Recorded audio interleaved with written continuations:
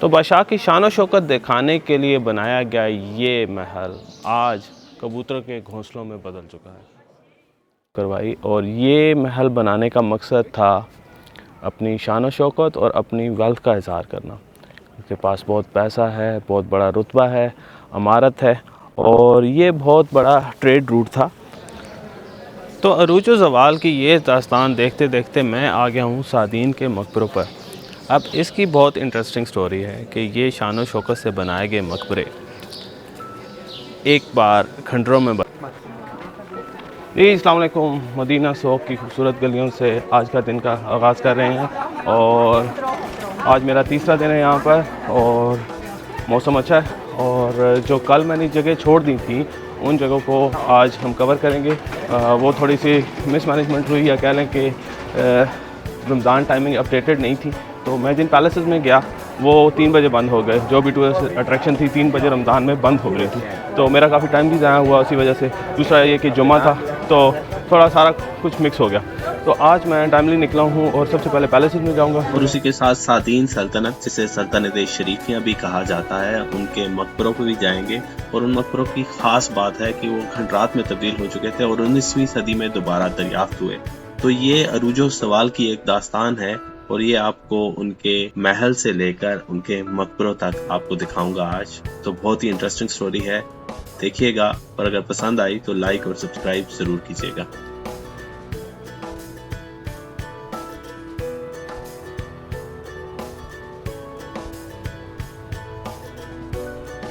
जी। तो हर अरूज को ज़वाल है, यही स्टोरी बताता है मराकश का बादी पैलेस। यहाँ पर हमने भैया पैलेस देखा जो अपने अरूज पर जिस तरह का था उसी तरह मेंटेन किया हुआ है, लेकिन यहाँ पे बादी पैलेस उसी से तकरीबन 2 मिनट की वॉक पे है जो कि ड्यून्स में बदल चुका है। तो आज हम उसका विज़िट करते हैं। तो चलते हैं, देखते हैं बादी पैलेस। तो पीछे इस साइड पे भैया पैलेस था और इस तरफ मदीना शौक है। हेलो।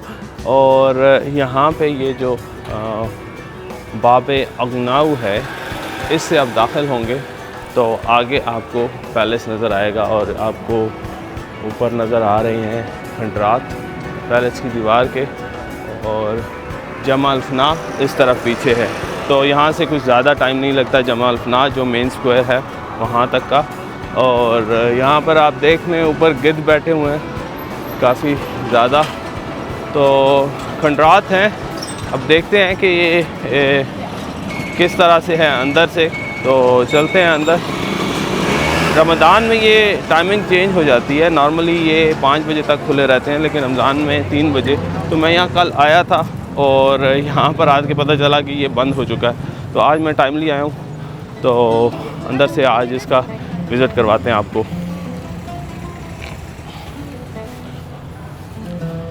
और ये टॉप 10 अट्रैक्शन में से एक है। और अगर आप यहाँ आएँ तो आपको मदीना में ठहरे हों, ओल्ड टाउन में ठहरे हों, तो आपको ना टैक्सी की ज़रूरत है ना बस की ज़रूरत है। ये सारी attraction Badi palace, Bahia palace, Madrasa Ben Youssef mosque, Koutoubia mosque, of course souk और मदीना स्क्वायर।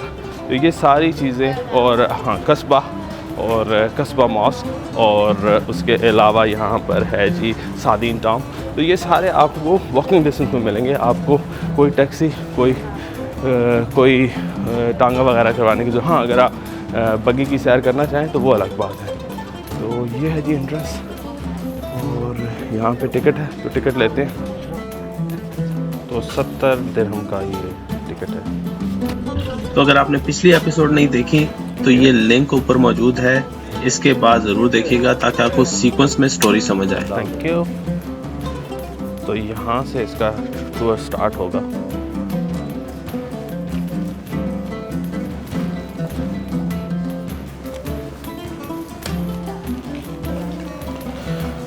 तो स्टैंडर्ड प्राइस है पैलेसेस की 70 दिरहम।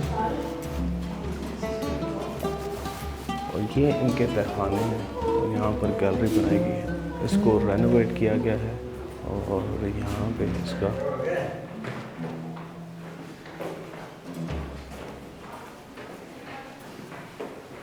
तो ये सादीन डायनेस्टी थी जिन्होंने ये बनाया। और आगे चल के मैं इसके बारे में आपको डिटेल बताता हूँ। तो ये सारी रेनोवेटेड है, मतलब इनको दोबारा से तामीर किया है इन्होंने शोकेस करने के लिए कि पैलेस कैसा था।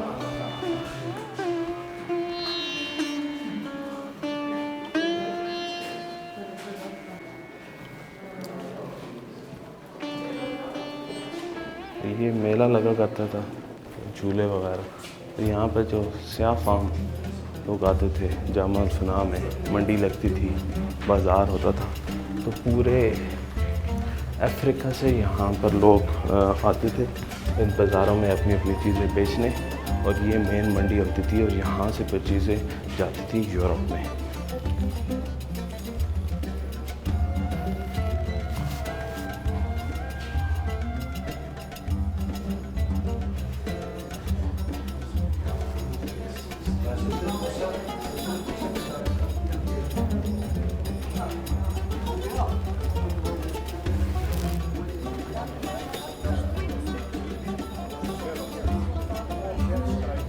तो यहाँ सीढ़ियों से ऊपर जाके मरहला बाहर का रास्ता है, तो वो देखते हैं आगे। और यहाँ से आपको इस कोर्ट का व्यू मिलेगा जहाँ पे फाउंटेन्स थे किसी दौर में जी। तो ये महल का मेन कोर्ट यार्ड है। तो खलीफा अहमद अल-मंसूर ने 1578 में इसकी तामीर शुरू करवाई, और ये महल बनाने का मकसद था अपनी शान व शौकत और अपनी वेल्थ का इज़हार करना। इसके पास बहुत पैसा है, बहुत बड़ा रुतबा है, अमारत है, और ये बहुत बड़ा ट्रेड रूट था।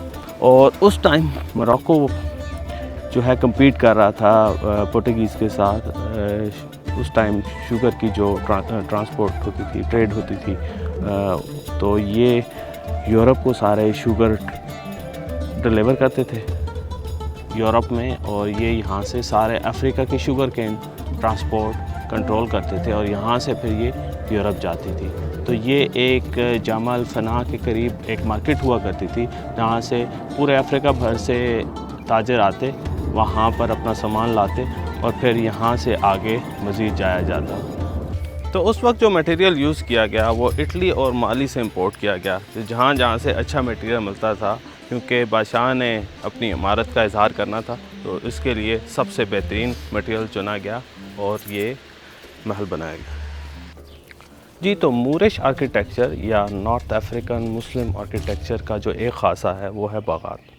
तो यहाँ पे जितने भी महल और पैलेसेस या और तारीख़ी इमारत आपको नज़र आएंगी, उनमें बागात को ख़ास अहमियत हासिल है। और यहाँ भी आप देख सकते हैं कि यहाँ पे एक छोटा सा बाग है इस कोर्ट यार्ड में, बल्कि चारों अतराफ़ बाग है। तो इसमें ज़्यादातर माल्टे के और जैतून के पौधे लगे हैं, कुछ फूलों के पौधे और कुछ और नुमाइशी दरख्त भी हैं।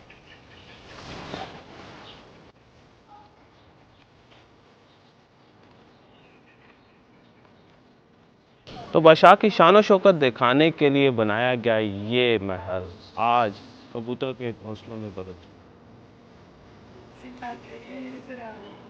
तो तकरीबन पूरे महल की छत उड़ चुकी है, छत मौजूद नहीं है। हाँ, ये तहखाने हैं और आप सीमेंटेड छत देख सकते हैं, तो आपको अंदाज़ा होगा कि ये बाद में रेनोवेट किया गया, लेकिन ऑफ कोर्स इतनी बड़ी छत उस तरह से दोबारा बनाना शायद पॉसिबल ना हो, या शायद ये दिखाना चाहते हो कि ये ड्यून्स हैं। तो ये एक और स्क्वायर जिसमें फलों के दरख्त लगे हैं। तो यहाँ पर आपको फल अभी भी नज़र आ रहे होंगे। और सेंटर कोर्ट में अगर आप देखें तो यहाँ पर तालाब है,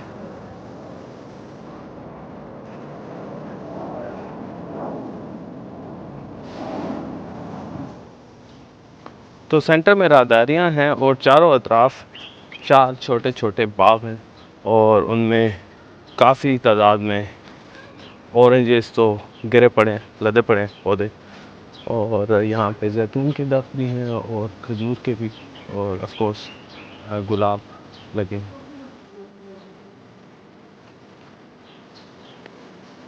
तो ये जो कब्र नई इमारत आपको नज़र आ रही है ये म्यूज़ियम है। ये बाद में तामीर की गई यहाँ पर, और यहाँ पर चीज़ें रखी गई हैं जो इस महल में इस्तेमाल होती थी, बादशाह के इस्तेमाल होने वाली चीज़ें।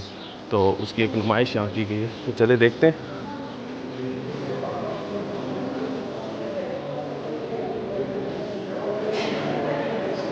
ये लैंप्स हैं। इसी तरह उस टाइम पे जो टाइल इस्तेमाल हुई वो ये थी, उनके टुकड़े। और इसी तरह पॉटरी यहाँ पर,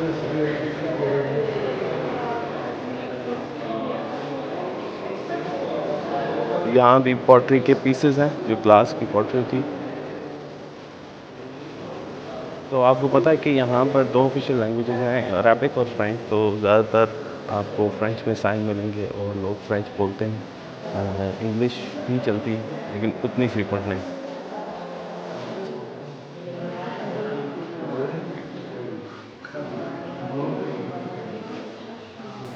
तो ज़्यादातर पॉटरी है यहाँ पर और टाइल्स के, और पुराना जो महल था उसके इमारत के पीसेस यहाँ पे रखे गए हैं। और तो बताता चलूँ, खलीफा का ताल्लुक़ सादीन डायनेस्टी से था। और यहाँ पर जब जंग हुई, 3 बादशाहों की जंग कहा जाता है, जिसमें इन्होंने शिकस्त दी, तो उससे काफ़ी ज़्यादा गलत इकट्ठी हुई। तो 3 बादशाहों की जंग में यहाँ से पुराने उतारे जाने वाले बादशाह और उसकी मदद के लिए पुर्तगीज़ आए, और साथ में रोमन और काफ़ी ज़्यादा। और यहाँ पर खलीफा की मदद के लिए ऑथोमन्स आए, उनके एलाइज थे। तो ये जंग इन्होंने जीती और उसके बाद फिर इनका कब्ज़ा मजबूत हो गया मोरक्को पे। और फिर उसी की जो रैंसम मनी तो नहीं कह सकते, उसका जो पुर्तगीज़ से इन्होंने टैक्स लिया उस जंग के बाद, बंदे छोड़ने का, कैदी छोड़ने का, उससे उस पैसे से ये महल बनाया गया। तो 1603 में सुल्तान अहमद अल मंसूर की वफ़ात हुई और उसके बाद इसके ज़वाल की कहानी शुरू होती है। सादीन डायनेस्टी के अख्ताम के बाद इस महल को निगलेक्ट किया जाने लगा, और उसके बाद यहाँ पर जो लगे कीमती पत्थर और कीमती अशिया थी उठाई गई, और जो उसके बाद में आने वाली डायनेस्टी थी उन्होंने अपने बनाए गए महलों में, इमारतों में उनको इस्तेमाल किया, और इस तरह इस अरूज का अख्ताम ज़वाल पे हुआ। जी, तो ये था बादी पैलेस, जो कि खंडरात में तब्दील होने के बाद भी बहुत खूबसूरत है और अपने पुराने जाहो जलाल की निशानियां पेश करता है। अब इसके बाद हम चलते हैं अगली अट्रैक्शन पे, और इसके बाद है हमारे पास कस्बा में जो मौजूद सादीन टॉम है, वो बिल्कुल इसके बैक साइड पे। यहाँ से अगर आप इस तरफ जाएं, इधर से निकलते ही लेफ़्ट साइड पे, तो सादीन टॉम कस्बा शुरू होता है, और कस्बा में सादीन टॉम है और कस्बा मॉस्क है, लेकिन वहाँ रेनोवेशन चल रही है तो वहाँ नहीं जा सकेंगे। तो कल हम गए थे, बंद हो गया था 3 बजे, तो आज फिर चलते हैं।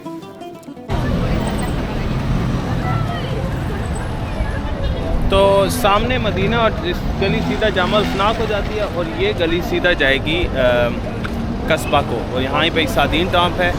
उस तरफ ड्यूस का जो कब्रिस्तान है, और उससे पहले भैया पैलेस, और इस तरफ बादी पैलेस। तो ये चौक है मेन, यहाँ से तकरीबन सारे रास्ते करीब करीब हैं।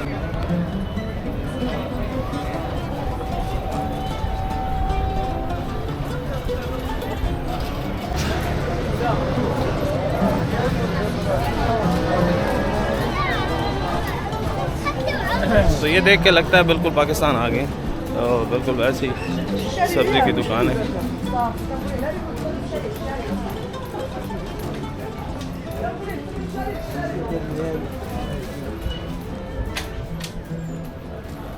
पुदीना यहाँ बहुत बिकता है, क्योंकि ये चाय में पुदीना डालते हैं, तो ये ऑथेंटिक इनकी चाय पुदीने के बगैर नहीं होती। बहुत बड़ी फ्रेशमेंट की बंच डाल देते हैं केटल में, और बहुत स्ट्रॉन्ग फ्लेवर उसका आता है। तो यहाँ पे आपको जगह जगह सब्ज़ी वाली दुकान पे बड़ी बड़ी गड्डियाँ जो हैं सबसे ज़्यादा पुदीने की मिलेंगी। तो ये छोटी सी वॉक थी, उसके बाद मैं पहुँच गया हूँ यहाँ पे कस्बा के एरिया में। ये मेन एंट्रेंस है कस्बा की, और यहाँ से आगे सामने आपको जो बिल्डिंग नज़र आ रही है वो है कस्बा मॉस्क। रेनोवेशन चल रही है तो ये बंद है, तो उधर हम नहीं जा सकते, लेकिन आगे सादीन टॉम है इसी के साथ, तो वहाँ हम जाएंगे। तो ये कस्बा मॉस्क है, वही मूरिश आर्किटेक्चर स्ट्रक्चर, एक बड़ा मीनार होता है चकोर, और इसके साथ ही यहाँ जो आप देख सकते हैं रेनोवेशन जारी है, इसको रीइंफोर्समेंट की वॉल्स लगाई हुई हैं, और आगे चल के लेफ़्ट साइड पे सादीन टॉम है, तो वहाँ चलते हैं।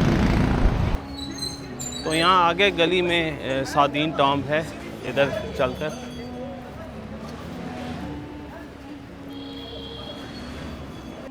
Thank you. 70 स्टैंडर्ड रेट है यहाँ पे।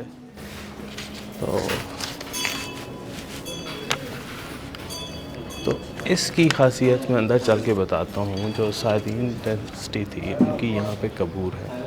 तो जो असल जगह था ये 1578 से 1603 जैसे खलीफा अहमद मंसूर की वफ़ात के बाद ये इसका अख्ताम हुआ, तो यहाँ पर कबूर थी और वो फिर खंडरात में तब्दील हो गई।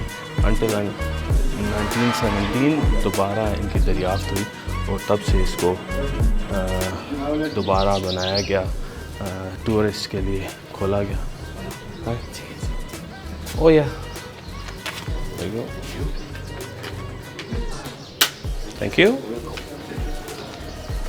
तो ये खंडरात में से डिस्कवर हुई सादीन की कबूर। तो जैसे मैंने बोला, हर अरूज को ज़वाल है, और ये टॉप 10 अट्रैक्शन में से एक अट्रैक्शन सादीन टॉम।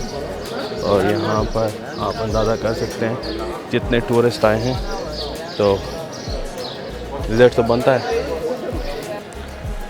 तो अरूज व ज़वाल की ये दास्तान देखते देखते मैं आ गया हूँ सादीन के मकबरों पर।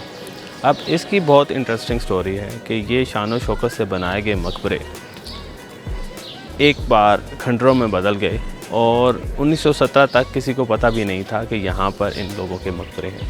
और फिर 1917 में यहाँ ये मकबरे दरियाफ्त हुए और फिर उनको रिस्टोर किया गया, और फिर आज ये एक टूरिस्ट अट्रैक्शन है। लेकिन आप देखें कि अरूज और ज़वाल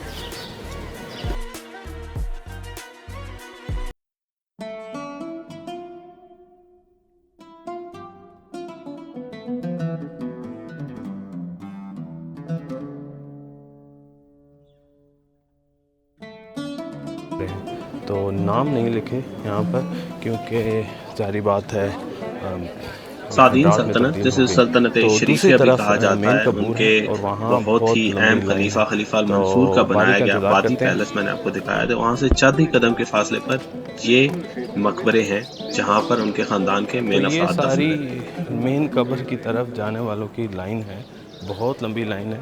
तो इंतज़ार करने के बजाय मीनवाइल आपको बाकी एरिया का विज़िट करवाते हैं। और ये सारी लाइन खलीफा अल मंसूर की कब्र को देखने के लिए लगी है।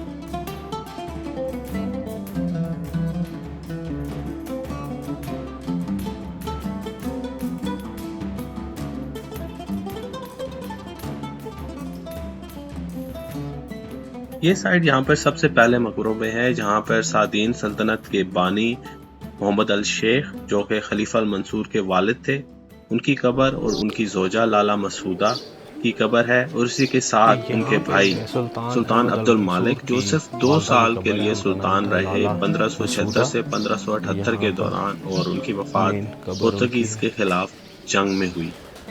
और फिर अपने भाई की वफात के बाद सुल्तान अल मंसूर ने सल्तनत की बागडोर संभाली।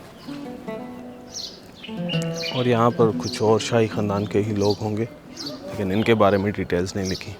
तो जैसा कि मैंने बताया, बागात यहाँ का ख़ासा है और फलों के दरख्त खूब लगाए जाते हैं। तो यहाँ पे अभी ये लोकाट का दरख्त लगा है।